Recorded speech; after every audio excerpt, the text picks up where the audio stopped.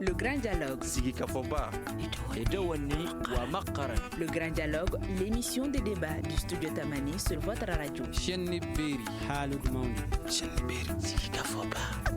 Le Grand Dialogue. Faible taux de participation, achat de conscience, bureau de vote non ouvert à cause de l'insécurité, c'est une partie du bilan du second tour des législatives qui a eu lieu ce dimanche 19 avril 2020 au Mali.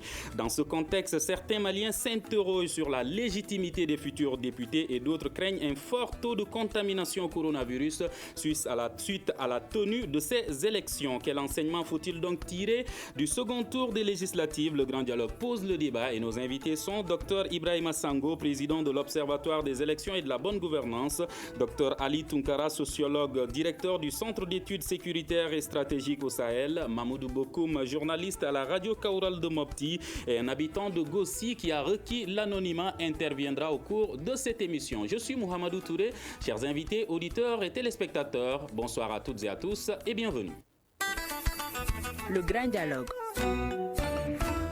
Docteur Ibrahima Sango, les élections se tiennent au Mali. Le second tour des législatives. À midi, on parlait d'un taux de pourcentage de 8%. À 16h, le taux était estimé à plus de 16%. À ce stade, quel est le bilan que vous tirez de la tenue de ce second tour des législatives au Mali? Merci beaucoup et je salue tous ceux qui nous regardent, tous ceux qui nous écoutent.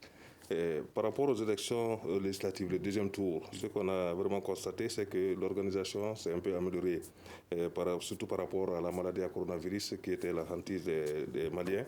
On a vu que sur l'ensemble des 43 circonscriptions électorales qui sont concernées, il y a quand même des mesures qui ont été prises dans les grands centres urbains par rapport au port des masques, par rapport aux mesures d'hygiène. Il faut laver les mains au savon avant d'entrer dans le bureau de vote. Il faut voter, sortir et puis utiliser les gels. Donc par rapport à l'aspect sanitaire, on a vu une grande amélioration. L'organisation aussi, on a vu une grande amélioration par rapport au bureau de vote fonctionnel, par rapport aux membres du bureau de vote.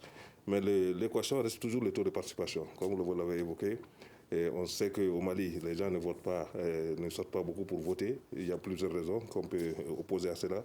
Il y a les raisons sécuritaires, il y a les raisons par rapport à la communication électorale et aussi la maladie à coronavirus qui s'est invitée dans le débat. Est-ce qu'à ce stade, le vote a pu se tenir partout dans le pays? Bon, il y a toujours des localités où le vote n'a pas pu se tenir. Parce que quand on prend le centre et surtout le nord du pays, la région de Tombouctou, principalement les cercles de Diré, de Gourmararousse, de Goundam, et puis dans le centre du pays, les cercles de Bankas, de Koro, il y a toujours des villages et des hameaux qui n'ont pas pu participer au vote parce que ces populations ont peur des représailles des groupes terroristes. Donc il y a toujours des localités où il n'y a pas eu le vote. Mais dans les chefs-lieux de cercle, partout, dans les 43 circonscriptions et puis dans les 6 communes du district de Bamako, il y a eu les votes. Et on va y revenir. Si vous pouvez nous citer quelques localités dans lesquelles le vote n'a pas pu se tenir. Docteur Ali Tunkara, vous êtes spécialiste des questions sécuritaires. Docteur Ibrahim Sango estime qu'il y a eu une amélioration des conditions sanitaires à travers cette organisation du second tour. Est-ce que vous avez constaté une amélioration par rapport aux aspects sécuritaires? Alors, lorsqu'on écoute le discours officiel, effectivement, entre les deux tours, on peut se dire que certaines insuffisances, notamment liées à la sécurisation du matériel électoral, à la sécurisation à la fois des électeurs, ont été boostées de manière significative par l'État central du Mali. Ça, ce sont des discours, mais il faut quand même le rappeler. Il y a quand même des localités, Dr Sango l'a bien rappelé, qui ont toujours été déshéritées par ce processus électoral depuis le premier tour. Des localités telles qu'une partie de Ouarou, une partie d'Ansongo, Al-Moustraf, ce sont quand même de localités jusqu'ici où l'État peine à asseoir sa légitimité du point de vue sécuritaire. Mais s'agissant justement de l'aspect sécuritaire de ces élections législatives, il faut quand même le rappeler, est une des raisons évoquées par un certain nombre d'observateurs pour le possible report de ces élections législatives. À cela s'ajoute également cette pandémie du Covid-19 qui s'est également invitée dans la danse. Mais parallèlement à cela, ce qui est important lorsqu'on évoque ces élections législatives dans le contexte malien, c'est de questionner les différents points de vue qui se sont exprimés de la veille du premier tour à aujourd'hui. Lesquels points de vue me paraissent quand même aussi importants les les entendre, à les analyser avec attention. Un nombre important de Maliens continue à estimer que ces élections devaient être reportées pour des raisons liées à l'insécurité grandissante, pour des raisons liées surtout à cette pandémie qui continue à se propager avec une vitesse étonnante. C'est un argumentaire qui reste légitime du point de vue analytique, mais cela également, il faut aussi quand même le rappeler, même ceux-là qui étaient contre la tenue de ces élections ont quand même pris part. Ça, c'est important à le rappeler. On a aussi une frange de partie des populations qui estime que ces élections se tiennent ou pas pour des raisons liées à l'insécurité ou des raisons liées à l'urgence sanitaire, effectivement. Aujourd'hui, dans le contexte malien, en toute objectivité, on ne sait pas quand la fin de l'insécurité. Faut-il attendre 10 ans? Faut-il attendre 20 ans pour tenir les élections législatives? Faut-il aussi attendre 2 mois, voire 6 mois pour arriver au terme de cette pandémie? Donc c'est pour vous dire que au-delà des incertitudes, au-delà des craintes objectives, il faut quand même être aussi réaliste. On peut parler du report dans un état normal. On peut parler du risque de propagande de l'urgence sanitaire dans un état normal. N'oublions pas quand même que de 2012 à aujourd'hui, le Mali se trouve dans une situation très délétère. De ce fait, à mon entendement... Est-ce que cela veut dire que vous validez la tenue de ces élections? Je pense qu'il faut raisonner en termes d'utilité. Est-ce que le report des élections pour des raisons liées à l'insécurité ou celles liées à cette pandémie de Covid-19 arrangerait-elle le Mali ou c'est son report qui arrangerait davantage? Je pense que lorsqu'on s'interroge en termes d'utilité, pour qui connaît quand même que le mandat des députés avait été prorogé à des reprises, il faut quand même le rappeler, et dans le même temps, cette incertitude qui plane autour de la légalité et même de la légitimité des députés de l'Assemblée nationale. Et on va y revenir tout à l'heure. On va demander à Mamoudou Bokoum, journaliste à la radio Kaoural de Mopti. Vous êtes à Mopti. Comment s'est déroulé le second tour des élections législatives dans la région? Eh bien, le second tour au niveau de la région de Mopti s'est déroulé de façon un peu morose à cause de l'insécurité et de la maladie à coronavirus. Quand tu prends la région de Mopti tout entière, prenons d'abord au niveau du cercle de Mopti, sur les 602 bureaux de vote, 24 n'ont pas été ouverts, alors qui sont répartis comme suit. Il y a eu 7 bureaux qui n'ont pas ouvert, 10 à Salsalvé, Sokoura compte 6 bureaux non ouverts, Dialoubé 6. Alors, dans la commune de Salsalbé, il y a même un président des bureaux de vote du village de Ouromodi qui aurait été enlevé. Donc, nous avons reçu l'information et nous l'avons vérifié. Effectivement, le président a bel et bien été enlevé. Donc, à Bayangara, sur les 503 bureaux du cercle, seuls 55 ont ouvert, mais les communes de Louelguéou, Doukombo, Borko et une partie de Timiniri n'ont pas pu ouvrir leur bureau de vote. Quand on va du côté du Séno, notamment à Bankas, pas de vote à Baye et une partie de Wenkoro, mais à Bankassville, il y a eu vraiment de la mobilisation selon les informations que nous avons recueillies, ça et là. Maintenant, à Koro, il n'y a pas eu de vote à Djankabou, mais Koro, Dinangourou et certains villages ont pu quand même effectuer le vote. Au niveau du delta intérieur du Niger, notamment à Témenkou, dans la commune de Djaka, les urnes de 3 villages auraient été détruits. Il s'agit du village de Tchal, de Djakouri et de Kourou. Donc le village de Ténéma aussi a fermé ses portes à partir de 16h à cause de la peur de l'attaque des hommes en armes. Quand on vient du côté de Douanza, il y a eu vraiment de votes à Douanza, à Ngouma et à Boni. Mais il y a eu un incident qui a été signalé à 3 km de Douanza, notamment à Fombori, où des hommes d'Onzo auraient empêché le vote à un moment où le vote a été stoppé, mais heureusement, ça a repris dans l'après-midi selon les informations que nous avons eues. Maintenant, à Yuaru, où seulement 15 bureaux de chef-lieu de cercle ont voté.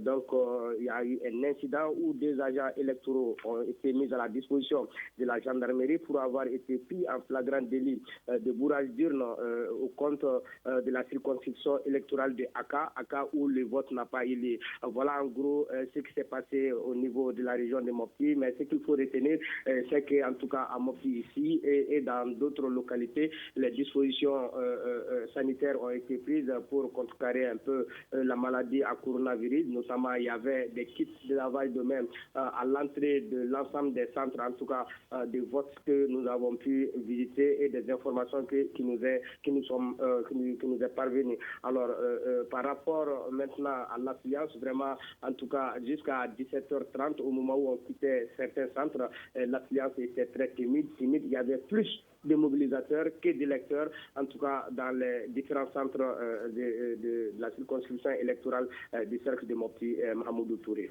Dans ce contexte, quel est l'avis de la population sur la tenue de ces élections? Est-ce que la population à Mopti pense que ces élections, il était utile de les tenir? Bon, au niveau de la population de Mopti, il y a 2 tendances. D'abord, il y a une tendance qui pense que la santé des citoyens n'est pas primordiale pour les autorités. De l'autre côté, il y a quand même une partie vraiment qui aspire au changement. Et c'est pourquoi, avec les 2 finalistes, chacun, à travers ses alliances, est sorti massivement. C'est pourquoi je vous dis qu'il y avait plus de mobilisateurs que d'électeurs. Donc, ajouter à cela, il faut les signaler, c'est des cas sociaux qui sont vraiment fréquents à Mopti ici. Il y a beaucoup de décès dans certains quartiers, donc ça a pu également, selon un président du bureau de vote avec qui on a échangé, pour lui il y a eu beaucoup de cas de décès dans un quartier. C'est pourquoi dans son bureau de vote il y a moins de et la plupart vraiment des membres de ce quartier, des habitants de ce quartier doivent voter dans son bureau, et c'est pourquoi il a reçu un faible taux de participation. Donc il y a ces 2 tendances-là, mais la majeure partie vraiment craint la maladie à coronavirus. C'est pourquoi il n'y a pas eu trop d'engouement autour de ces élections, en tout cas au niveau de Mopti. Docteur Ibrahima Sango, Mamoudou Bokoum vient de citer quelques localités au centre du Mali. Si vous avez d'autres localités qui n'ont pas été soulignées, et au nord du pays également, il paraît qu'il y a plusieurs localités où il n'y a pas eu de vote. Bon, ce que nos observateurs ont relevé, c'est que à Talata et à Ouattaguna, dans le cercle de Ansongo, il n'y a pas eu de vote. Il n'y a pas eu de vote dans la commune de Gabiro aussi, ça c'est dans le cercle de Gao. Sinam et Dougouraji, la commune de Tchenkour, ça c'est dans le cercle de Diré, il n'y a pas eu de vote. Et puis à Gossi et à Djoura, dans le cercle de Gourmarous, région de Tombouctou, il n'y a pas eu de vote. Donc ça c'est les cas qui nous ont été confirmés, où il n'y a pas eu du tout de vote. À Gossi, il paraît que les bulletins même ont été brûlés. Oui, Gossi et Adjoura, les bulletins ont été brûlés la veille, c'est-à-dire le samedi, les matériels électoraux ont été brûlés, mais l'administration quand même a pris les dispositions pour remplacer les matériels. Mais même avec tout ça, il n'y a pas eu du tout de vote dans ces localités. Quel est l'avis du COSIM par rapport à la tenue de ces élections? Était-ce utile? Bon, à notre avis, c'était utile parce que, comme le dit Dr Ali tout de suite, il y a eu 2 reports par rapport aux élections et c'était pour régler le problème de la sécurité qui se posait, l'insécurité qui se posait davantage dans le centre et dans le nord du pays. Et un premier report de 6 mois, après un deuxième report de 11 mois, mais on a vu que l'aspect sécuritaire allait en s'aggravant. Il n'y a pas de solution à cette affaire sécuritaire. Est-ce qu'il fallait attendre 10 ans encore pour organiser les élections législatives? Je ne crois pas. Et ensuite, le dialogue national qui avait planché en décembre 2019 avait dit qu'il faut organiser les élections législatives dans un court terme. Donc, c'est ce qui a fait que le gouvernement s'est engagé à organiser les élections législatives, bien sûr avec les 147 députés. Donc, ça veut dire souvent la loi organique qui autorise l'élection des députés avec 147 sièges. Et ça, c'est le recensement administratif de 1996 qui a déterminé le nombre de députés.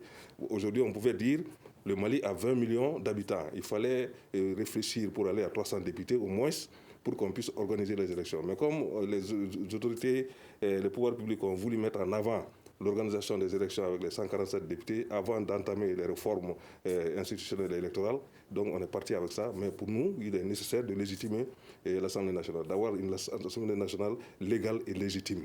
Parce que tous les deux reports, c'est contre la Constitution, c'est contre la loi électorale en vigueur en République du Mali. Certains observateurs ont également dénoncé les achats de conscience auxquels des électeurs ou même les citoyens ont fait face dans certains bureaux de vote à Bamako comme à l'intérieur du pays. Qu'en est-il? Ça, c'est sur l'ensemble des 43 circonscriptions. On ne peut pas dire qu'il n'y a pas eu d'achat de conscience. Il y a eu des achats de conscience partout. Que ce soit à Bamako, à Sikasso, à Mopti, que ce soit à Baflabé, à Koulikoro, Kolokani, à Bougouni. Dans l'ensemble des 43 circonscriptions électorales, on a vu qu'il y a l'achat de conscience, parce qu'il révèle beaucoup de formes. Et vous savez, il y a le mois de Ramadan qui s'approche. Il y a certains leaders politiques qui ont profité pour dire qu'on va donner du sucre aux imams à l'approche du Ramadan, que ce soit à Bamako ou bien à l'intérieur. Tout ça, c'est pour de l'achat de conscience. Et la loi électorale est claire en cela, l'article 113 nouveau qui dit qu'il est interdit de procéder à des distributions d'argent ou bien de céréales ou bien de riz ou bien de toutes sortes de cadeaux pour influencer le vote. Mais ça a eu lieu. Ça a eu lieu, mais la loi aussi dit que la CENI doit veiller à ça. Non seulement la CENI, mais les développements du ministère de l'administration territoriale, que sont les préfets, les sous-préfets et les gouverneurs, qui doivent veiller à ce que la loi soit respectée. Ensuite, il y a le ministère de la Sécurité aussi qui est là, qui doit veiller à ce que la loi soit respectée. Mais au vu aussi de tout le monde, il y a eu de l'achat de conscience et personne n'a parlé. Et donc ça, c'est une faiblesse du gouvernement par rapport à... Est-ce que vous, les observateurs, vous signalez ça à ces différentes structures qui sont censées appliquer la loi pour que ça ne se fasse pas? Bien sûr, on le signale durant la période préélectorale. D'abord, quand la campagne était ouverte, on a fait un rapport qu'on a mis à la disposition des autorités concernées. Et aussi, le jour du vote, aujourd'hui, par exemple, on a fait 4 communiqués pour montrer comment le scrutin se déroule sur l'ensemble du territoire national. Donc, c'était aux autorités. Et la CENI, surtout, parce que la CENI a un délégué dans chaque bureau de vote. C'est-à-dire que la CENI a plus de moyens pour contrôler, pour voir si la loi électorale est respectée dans son intégrité sur l'ensemble du territoire. Parce que seule la CENI a l'obligation d'avoir un délégué dans chaque bureau de vote en République du Mali. Et la CENI est présente partout. Et au niveau national, ceux qui composent la CENI au niveau national, les 15 membres, sont aussi des superviseurs régionaux dans chaque région du Mali. Donc, ils ont toute la latitude de voir ce qui se fait. Et d'ailleurs, c'est ce qu'on a déploré lors de notre déclaration préliminaire de samedi pour dire que la CENI ne fait aucun rapport d'observation. Or, la loi dit que la CENI est chargée de la supervision de toutes les opérations. Donc, si vous êtes chargé de la supervision des opérations, de temps à autre, il faut venir pour dire ce qu'on a vu. Il ne faut pas attendre 3 mois après la disparition de la CENI pour faire un rapport et remettre au président de la République. Mais en temps réel, faire un rapport d'observation et dire aux gens ce que vous avez constaté ou bien ce que vous avez fait pour l'amélioration et la transparence du processus électoral. Cela ne s'est jamais fait et on l'a toujours déploré. Docteur Ali Tounkara, quelle est l'utilité donc de ces structures? Puisque sur Facebook, il y a Mamadou Ballo qui pose même la question: comment mettre fin à l'achat de conscience des électeurs si les citoyens eux-mêmes sont complices?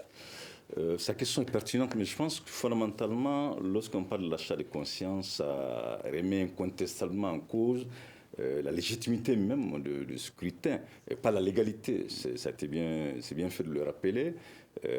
Nulle part de la Constitution, la tenue des élections est liée à l'insécurité ou serait reportée pour des raisons liées à l'insécurité ou à l'urgence sanitaire. Ça, c'est important de le rappeler. Maintenant, s'agissant de la légitimité, en toute objectivité dans le contexte malien... Excusez, même s'il y a un fort risque de contamination lié au coronavirus, les élections doivent se tenir. Malheureusement, du point de vue légaliste. Effectivement, les élections peuvent se tenir quelles que soient les circonstances, quels que soient les contextes. Ça, c'est important à ne pas le confondre à la tenue du référendum, qui est effectivement clairement explicite dans les textes fondamentaux de la République.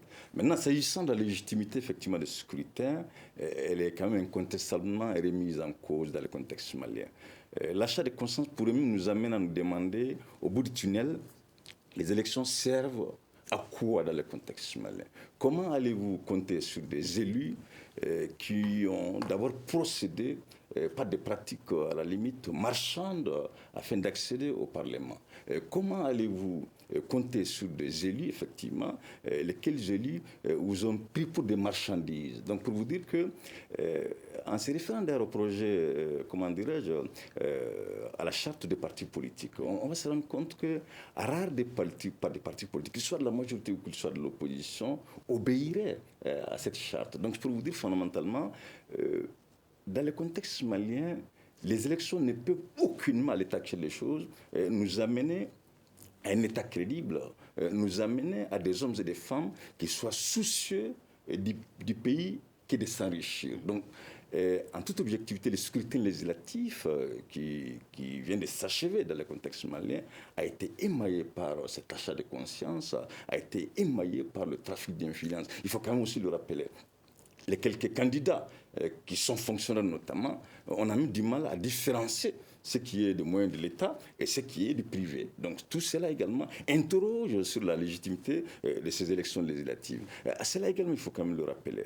La complicité des citoyens qui est évoquée par certains, elle est sans appel. Mais moi, je pense fondamentalement, au regard des différentes institutions qui ont été rappelées par le Dr Sango, l'État a tous les moyens légaux, a toutes les possibilités aujourd'hui, effectivement, de mettre un terme à ces différentes pratiques non orthodoxes liées aux élections au Mali. Mais sauf que c'est ces mêmes États, notamment à travers les différents acteurs qui l'incarnent, qui sont les préfets, les sous-préfets, et même la CENI, dans sa composition, ce sont ces acteurs eux-mêmes qui sont les premiers corrompus. On ne peut pas les nier dans le contexte malien. On n'a pas besoin d'être un analyste politique, d'être un observateur politique pour se rendre à l'évident. Donc je pense fondamentalement aujourd'hui, les Maliens ne peuvent aucunement compter sur des élections afin d'amorcer les changements. Donc c'est d'où toute l'inquiétude aujourd'hui. Est-ce que le système qu'on a est-il compatible à nos attentes? Est-ce que ce système politique que nous avons hérité du colonialisme dans le contexte malien n'est-il pas temps de les domestiquer? Parce que quand on regarde quand même cet achat de conscience, des religieux, en passant par des politiques, même des influences qui sont liées au communautaire, des influences qui sont liées au géographique, naturellement la question de compatibilité entre le système et les attentes des Maliens se posent avec acuité. Donc je pense fondamentalement aujourd'hui, qu'on soit de l'opposition ou de la majorité, les députés qui vont être issus de ce scrutin législatif sont des députés, malheureusement, qui sont déshérités du projet de société. Aucun n'a été élu, à ma connaissance, effectivement, sur la base de son projet de société. Donc comment allez-vous trouver des députés à l'Assemblée qui vont se pencher sur des réformes? Dans ce cas, Dr Ali Tounkara, si les électeurs sont corrompus, comme vous le signalez, et que des élus soient eux-mêmes également corrompus, même des leaders religieux, certains qui sont également corrompus, la question qui se pose, c'est qui va pouvoir trouver une solution à ce problème? La solution, elle est radicale, malheureusement. En tout cas, objectivement, on ne peut pas opérer un changement positif au Mali par les urnes. Il ne faut pas aller avec le dos de la cuillère. Maintenant, quels sont les moyens légaux à utiliser afin d'arriver à un tel changement positif? Moi, je suis très pessimiste pour un possible changement dans un avenir proche dans le contexte malien. Pour qui connaît aujourd'hui le poids de l'argent dans les élections, pour qui connaît aujourd'hui le poids de certaines personnalités religieuses, certaines personnalités coutumières dans les différentes élections au Mali, malheureusement, on est loin quand même du bout du tunnel. Donc je pense fondamentalement, tout Malien aujourd'hui a de quoi s'inquiéter quant à l'avenir même de la démocratie dans le contexte malien. Parce qu'une démocratie, déjà, c'est avant tout l'expression de la majorité. Or, la démocratie dans le contexte malien, c'est avant tout l'expression de l'argent. C'est avant tout l'expression des moyens pécuniaires. Vous voyez combien aujourd'hui des leaders religieux, des leaders communautaires, si comme au charme de l'argent, si comme au charme justement des politiques, ça c'est extrêmement grave dans une démocratie. Alors, Mamoudou Bokoum, à Mopti, où la situation sécuritaire est de plus en plus inquiétante selon des experts, aujourd'hui, est-ce que cet achat de conscience est également une réalité dans cette zone où, selon certains, c'est la zone où les populations aspirent beaucoup plus à la sécurité? Il y a deux pouvoirs à Mopti par rapport à ces élections. Il y a le pouvoir de l'argent et le pouvoir des armes. Maintenant, là où les hommes en armes ne contrôlent pas, c'est l'argent. Parce qu'aujourd'hui, au vu et au su de tout le monde, on voyait à ciel ouvert les représentants des différentes listes distribuer de l'argent. Et ce qu'il faut vraiment regretter, c'est la population elle-même qui vient se faire corrompre. Parce que elle vient, elle s'arrête sur sa position, elle s'arrête sur sa position pour dire tant qu'on ne me donne pas de l'argent, je ne vote pas. Donc, la faute incombe également à la population. Mais c'est fait au vu et au su de tout le monde, et de la CENI, et de la force de sécurité, et de tous les observateurs. Bon, si on voit après les observateurs venir dire que ces incidents mineurs ne peuvent pas influencer sur la légalité ou la légitimité d'une élection, donc moi je crois que quelque part chacun a sa responsabilité. Et l'État, les observateurs, la CENI et la population elle-même qui vient avec, parce que tu trouveras une personne, un chef de file qui vient avec une vingtaine de personnes réclamer 2000 francs par personne pour qu'elle puisse mobiliser vraiment ses adhérents à aller voter pour quelqu'un. Donc la faute incombe à tout le monde. C'est vrai, et les observateurs, ils le signalent, mais il faut qu'ils tapent fort. La CENI est là, tout le monde est là. Donc vraiment c'est à ciel ouvert. Maintenant de l'autre côté où il y a le pouvoir des armes, là c'est leur volonté qui est exprimée là-bas. Soit ils votent pour leur candidat, soit ils ne votent pas. C'est ce qui a d'ailleurs causé l'arrêt du vote au niveau du cercle de Douarza, à 3 km, comme je l'ai dit, et à Fombori, où des hommes en armes ont empêché le vote parce qu'ils ont imposé leur candidat. Donc il y a ces deux pouvoirs qui pèsent aujourd'hui sur les élections au niveau de la région de Mopti. Il faut que chacun s'assume. Et les autorités et les organisations vraiment qui sont là pour veiller au bon déroulement des élections, et surtout la population qui doit vraiment refuser de se vendre comme des poulets. Quand même 2000 francs, c'est le prix d'un poulet. Vraiment, mais à de telles situations, est-ce qu'on peut reprocher à un candidat élu sur cette base de ne pas pouvoir s'intéresser à nos préoccupations? Moi, je dirais non, parce que lui, déjà, il a fait ce que tu l'as demandé de faire, c'est-à-dire prendre les 1000 francs, 2000 francs pour aller voter pour lui. Le contrat est déjà terminé dès l'instant que tu as pris son argent. Donc, la question de la légitimité se pose avec acuité. Mais bon, la question de la légalité, c'est l'État qui doit qui a tous les instruments juridiques pour trancher cette question. Alors, Dr Ibrahima Sango, les observateurs également sont pointés du doigt. Malgré ce faible taux de participation que vous avez signalé, ces incidents, notamment l'achat de conscience, est-ce que vous validez ces élections? Non, nous ne validons pas les élections. Ce n'est pas à nous de valider les élections. Oui, mais selon vous, il revient toujours au Mali, c'est la Cour constitutionnelle qui valide les élections, qui donne des résultats. Et à ce propos, je voudrais rappeler qu'au lendemain de la publication des résultats du premier tour par la Cour constitutionnelle, qui a validé tous les résultats, même les urnes bourrées qui ont été relevées par les différents candidats, les différents partis politiques, la Cour constitutionnelle a tout validé. Et 2 jours après, à Mopti, le tribunal a condamné 2 personnes pour bourrage d'urnes. Donc c'est ça le problème. C'est que les institutions au Mali souffrent de légitimité. Et comme l'a dit le docteur, c'est vrai. Quand on prend de 92 à aujourd'hui, le taux de participation aux élections présidentielles ou législatives ou communales n'a jamais atteint les 50% de taux de participation. Ça veut dire qu'il y a des problèmes. Et les problèmes, c'est quoi? Et parmi l'un des problèmes, on peut dire qu'il y a la communication électorale. Mais malgré ces incidents que vous avez signalés, est-ce que selon vous, avec ces élections, l'Assemblée nationale peut avoir ses prochains 147 députés, ou est-ce qu'il faut refaire ces élections-là? Bon, les élections coûtent cher, vous savez, ça coûte cher. Et je vous donne un exemple. Mais est-ce que ça ne vaut pas le coup d'avoir des élus qu'il faut pour les Maliens? Oui, c'est qu'on voulait qu'il y ait des élus qu'il faut. Quand vous prenez même les 147 députés à l'Assemblée nationale, ils ne sont pas représentatifs du peuple malien aujourd'hui. C'était en 1996, les Maliens étaient à hauteur de 9 800 000 habitants. On a dit qu'ils ont droit à 147 députés. Aujourd'hui, les Maliens sont plus de 20 millions. Donc on a droit à 300 députés au moins. Ça, les autorités n'ont pas suivi, le pouvoir public n'a pas suivi, et on dit toujours, le dialogue national l'a dit. Bon, maintenant, le problème fondamental, c'est que la légitimité est réelle, non seulement pour les députés, mais pour le président de la République, pour les conseillers communaux. Il y a un problème de légitimité.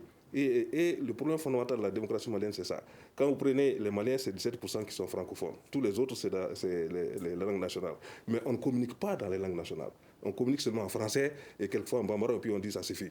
Maintenant, si les populations ne se sentent pas concernées par la République, par la démocratie, et tout ce qu'on vit actuellement en termes de crise sécuritaire et tout, c'est parce que les populations n'ont pas adhéré. Et tout ce qui concerne les pouvoirs publics, les pouvoirs ne jugent d'aucune légitimité, que ce soit le pouvoir judiciaire, le pouvoir législatif, le pouvoir exécutif. Il n'y a pas de légitimité parce que les Maliens ne se reconnaissent pas dans les pouvoirs. On pense que c'est des Blancs qui sont là, ou bien c'est des représentants des Blancs qui sont là, qui sont toujours en train de brimer. On n'est pas sorti de la colonisation, on est toujours sous colonisation. Donc c'est ça qu'il faut regarder. Et c'est pourquoi on dit la démocratie. Je suis le docteur Ali quand il le dit, la démocratie malienne est en danger. Quand vous voyez tout ce qui se passe, quand vous voyez il y a quelques semaines avant le premier tour des élections législatives, il y a un leader qui était sorti, la population l'a suivi et la République allait s'effondrer. Donc c'est un problème de légitimité de nos élus qui se pose. Et le pouvoir de l'argent est là, le pouvoir des armes est là. Quand vous voyez le premier tour des élections législatives à Kidal, comment comprendre que Kidal-Ville, Kidal vote à Kidal-Ville, et Tiné Sako vote à Kidal-Ville, Abbé Bara vote à Kidal-Ville, ça veut dire que quelque chose ne va pas. Au lieu de voter sur le site, les cercles supposés être des cercles autonomes et fonctionnels votent à Kidal-Ville. Ça veut dire qu'il y a un problème. Et ça, c'est le pouvoir des armes. Donc, dans notre pays, la démocratie est en danger, nous disons en danger. Parce que de 92 à aujourd'hui, on n'a jamais atteint les 50% de taux de participation. Ça veut dire que la population ne se reconnaît pas dans les institutions légitimement. Les institutions ne jugent pas de légitimité et de représentativité, et c'est un problème très profond. La démocratie malienne est en danger, vous l'avez dit, et Dr Ali Tounkara a estimé qu'à ce stade, il ne voit aucune mesure légale qui pourrait mettre fin à tous ces problèmes que vivent les Maliens. Alors la question qui se pose, les populations sont aujourd'hui partagées par rapport aux raisons de ce faible taux de participation aux élections. Certains estiment que c'est dû cette fois-ci au coronavirus, d'autres pensent que c'est dû à l'insécurité. Alors je vous demande, est-ce dû au coronavirus, à l'insécurité ou à cause de la déception que certains Maliens éprouvent envers certains élus? Je vois que les raisons évoquées sont tout à fait légitimes. L'insécurité dans certaines circonscriptions est une évidence. Effectivement, cette pandémie également, elle l'est également pour l'ensemble du Mali. Mais je pense que cette abstention, si l'on veut la questionner avec objectivité, elle résiderait plutôt à cet écart entre élus, élite de manière générale et population. Si vous regardez aujourd'hui l'écrasante majorité des Maliens, vous allez vous rendre compte quand même qu'elles n'ont plus foi en l'État. Ces Maliens n'ont plus foi en leur système, si vous voulez, du vote. Moi, je ne vois pas aujourd'hui, dans le contexte malien, un homme et une femme parviennent à être élus sur la base de son projet de société. Nous ne passons savoir quand même qu'aujourd'hui, les candidats qui étaient au premier tour ou au second tour, partout où ils passaient, les populations, dans leur écrasante majorité, n'avaient qu'un discours à tenir.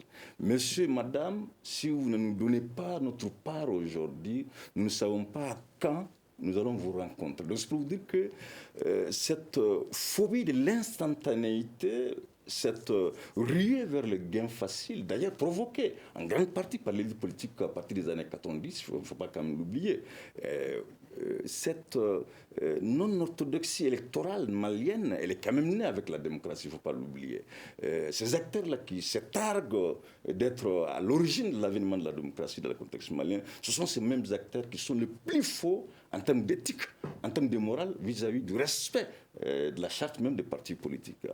Aujourd'hui, si vous regardez un peu, c'est pourquoi, si vous regardez pourquoi aujourd'hui beaucoup de Maliens ne se sont pas rendus aux urnes. Certes, il y a l'urgence sanitaire, certes, il y a l'insécurité gravissime, incontestablement, de 2012 à aujourd'hui, mais je pense clairement qu'une telle rétention, ou en tout cas une telle abstention vis-à-vis du fait politique dans le contexte malien, serait plutôt liée à cette absence cruelle en tout cas, ou en tout cas cette crise de confiance entre élus et population. Vous regardez aujourd'hui le train de vie que mèneraient nos députés, nos élus municipaux, même le président de la République, y égard d'ailleurs l'équipe gouvernementale, et les comparer justement ce train de vie à celui de l'écrasante majorité des Maliens, vous allez vous rendre compte qu'effectivement, les élus sont en déphasage total vis-à-vis des réalités que vivraient les Maliens dans leur écrasante majorité. Et cela est tout à fait observable tant dans les moyens de locomotion, quand vous regardez les différentes maisons qu'occuperaient cette élite politique malienne, si vous regardez justement ces différents moyens de déplacement auxquels cette élite politique malienne fait l'objet, naturellement vous allez vous rendre compte que nous sommes dans deux Mali. Un Mali officiel où effectivement tout roule en faveur d'une ultra-minorité, et un Mali réel où on a l'écrasante majorité qui n'est pas pauvre mais qui vit cette écrasante majorité, dans une misère absolue. J'entends par une misère absolue. Vous allez dans ces différentes localités aujourd'hui, les gens ne cherchent qu'à manger, les gens ne cherchent qu'à boire. Et regardez aujourd'hui le train de vie que mènent nos députés. Et regardez aujourd'hui le train de vie que mènent une bonne partie de nos ministres. Vous allez clairement vous rendre compte que dans le contexte malien, la démocratie, elle est synonyme de la tricherie. La démocratie, elle est synonyme de la corruption. La démocratie, elle est synonyme justement d'écraser les pauvres, notamment ceux-là qui vivent dans le monde rural. Donc je pense fondamentalement que ceux qui sont censés incarner le peuple malien, je pense qu'ils ignoreraient clairement les conditions réelles et effectives de ces dix peuples maliens. Donc je pense que aujourd'hui, sincèrement, en toute objectivité, l'espoir, il n'est pas maigre, il est quasi absent. Et on va aller à Gossi, un habitant qui a requis l'anonymat à Gossi où il a été signalé que les élections n'ont pas pu se tenir. Alors quel est le sentiment des habitants de Gossi qui n'ont pas pu voter? Oui, bonsoir. Oui, bonsoir. Bonsoir. Le sentiment des habitants de Gossi, nous avons sûrement un problème de sécurité. Il y a l'insécurité chez nous. Je sais qu'on va être en amont. Alors, le fait de ne pas pouvoir voter, le vote qui est un droit pour eux et un devoir également, qu'est-ce que ça représente pour eux, les habitants de Gossi? Ça représente vraiment un gâchis pour eux parce qu'il y a des gens qui sont déplacés venir parce que, comme des gens, docteur l'a si bien dit, il y a beaucoup de localités aussi qui sont obligées de venir à Gossi. Les gens ont mené leur sensibilisation pour venir à Gossi. Et à leur grande surprise, à vers 19h, 20h, et le rumeur coule de gens que vraiment les nécessaires sont brûlés. Et le chauffeur vient prévenir pour faire savoir que tout ce qu'il a est brûlé, que ce soit celui de Gossi et celui de l'URD. C'est à Diora. Donc aujourd'hui, les gens sont là. Il y a d'autres même qui donnent des fausses propositions. Pourquoi ne pas placer les anciens archives et consorts qu'ils puissent voter pour ne pas venir vite, quoi. Pour ne pas venir inutile. À votre avis, est-ce que ces habitants vont se sentir représentés par les futurs députés qui seront élus à l'Assemblée nationale? Non, ils sont carrément découragés parce que, je ne vous mens pas, cette fois-ci, ils ont pris une initiative. Parce qu'ils ont l'intention de voter même parce qu'il y a quelqu'un qui est nouveau vraiment dans la politique qui a pris vraiment une promesse, que les gens croient beaucoup à sa promesse. Et vraiment, c'est devenir... parce que tout le monde s'attendait vraiment à cette vote, et c'est une vote qui finisse comme ça. Et les gens commentent dans les rumeurs de chuchotement, pourquoi ne pas envoyer les choses avant le jour J, mais la veille même des votes, on envoie. Mais si c'est que c'est avant le jour J, les gens vont prendre des précautions pour avoir d'autres. Merci beaucoup, monsieur l'habitant de Gossi. Je rappelle que vous avez requis l'anonymat. Et on va écouter maintenant le président de la République, Ibrahim Boubacar Keïta, qui a voté ce matin à Sébenikoro au marché et qui a fait des déclarations par rapport notamment à la tenue de ces élections, mais également à la situation de l'épidémie à coronavirus qui sévit dans le pays. Je souhaite que ce soit une belle journée électorale, qu'au sortir, nous nous retrouvions avec un Parlement bien installé et que surtout ce soit une journée de victoire sur le coronavirus, le Covid-19. Pourquoi j'exhorte beaucoup au port du masque? Nous ne pouvons pas confiner les Maliens, nous ne pouvons pas bloquer les Maliens à la maison, les condamner à la mort par la faim. Nous avons le devoir de les protéger et je souhaite que chacun comprenne. Le masque protège, il faut le porter, il faut le porter. Pour vous, pour vos enfants, pour vos familles et pour nous autres aussi. Chacun a le devoir de protéger l'autre. L'État a le devoir de protéger tout le monde. Et c'est ce qu'il a commencé de faire et ce qu'il fera. Et en ce moment précis, j'ai une pensée pour mon frère Soumaïla Cissé qui est dans des conditions que nul n'aurait souhaité. Hélas. Et je voudrais prier ceux qui le détiennent de faire en sorte que ceux qui professent, ceux qui disent correspondent à leur humanité réelle et qu'ils libèrent notre frère aujourd'hui. Nous le souhaitons de toute notre âme. Alors, on va parler un peu de coronavirus également, puisque le président de la République, Ibrahim Boubacar Keïta, l'a abordé. Nous ne pouvons pas confiner les Maliens pour ne pas les condamner à mourir à cause de la faim. Quel est votre avis par rapport à cette déclaration, Dr Ibrahim Sango? Bon, nous partageons le même avis, hein, parce que quand vous voyez aujourd'hui les marchés, quand vous voyez les mosquées, c'est difficile. C'est difficile de confiner les Maliens aujourd'hui. Parce que quand vous voyez les Maliens lambda, il y a beaucoup de gens qui disent il faut confiner, mais les Maliens lambda, ils sortent aujourd'hui pour chercher ce qu'ils doivent manger demain. Et il fait le porte-à-porte, il voit les amis, mais quand vous dites personne ne bouge, il faut pouvoir trouver quelque chose à donner aux gens pour qu'ils soient confinés. Nous ne sommes pas comme les pays européens où les gens peuvent prendre des provisions d'1 mois, de 2 mois, se confiner, il n'y a pas de problème. Mais au Mali, ici, ce qu'on mange demain, c'est aujourd'hui qu'on sort pour les chercher et c'est très difficile de confiner les gens. Mais est-ce qu'en cas de confinement, si le gouvernement le décidait, avec la tenue de ces élections, les populations allaient même respecter ce confinement, cette mesure? Bon, le problème fondamental aussi au Mali, c'est que est-ce que tout le monde croit au coronavirus? C'est un problème fondamental qui se pose.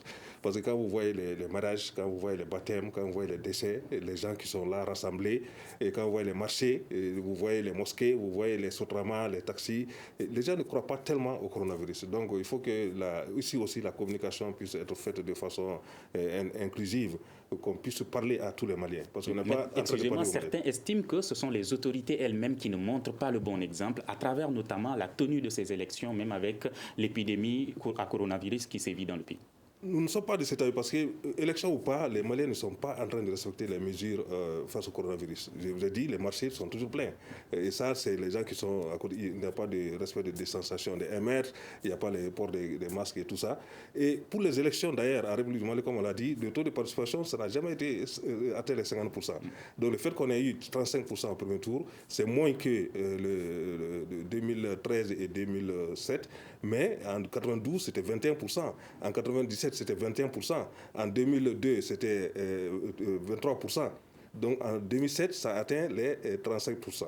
Et en 2013, le taux de participation législative a atteint les 39%. Mais jamais le taux de participation au Mali n'a atteint les 50%. Donc le fait qu'on ait eu au premier tour 35% de taux de participation est déjà louable par rapport à ça. La participation aux élections, on a dit il y a des raisons, il y a l'insécurité, il y a le coronavirus, mais aussi il y a le divorce entre les citoyens et les partis politiques.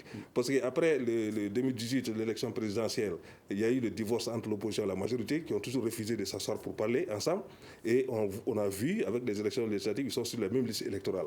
Donc cela aussi déboussole les citoyens pour dire, ces partis politiques, quand c'est leur intérêt, ils se mettent ensemble, mais quand il s'agit de l'intérêt du Mali, ils ne se mettent pas ensemble. Donc tout ça, c'est des raisons. Donc ce n'est pas seulement à cause du coronavirus que le taux de participation peut être bas ou pas. Docteur Ali Tunkara, certains estiment qu'après la tenue de ces élections, le taux de contamination à coronavirus va augmenter au Mali. Alors, à travers cette déclaration du président de la République, est-ce une manière de préparer les Maliens à ce qui peut les attendre par rapport à cette augmentation du taux de contamination? Non, je pense que l'hypothèse du confinement, le président de la République il a été quand même très objectif. Confiner les Maliens, c'est les pousser à assister à leurs propres funérailles du point de vue même nutritif, du point de vue même de la gestion du quotidien.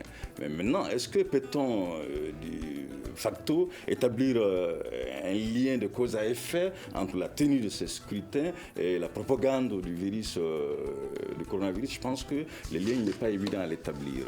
Mais fondamentalement, Dr Sango a bien fait de le rappeler, si vous regardez nos différentes retrouvailles, qu'elles soient sociales, qu'elles soient culturelles ou religieuses, ce sont quand même des retrouvailles qui sont de nature à encourager la propagande effectivement de ce coronavirus. Donc il ne faut pas surtout s'efforcer à établir un quelconque lien entre la propagande et la tenue de ces scrutins législatifs.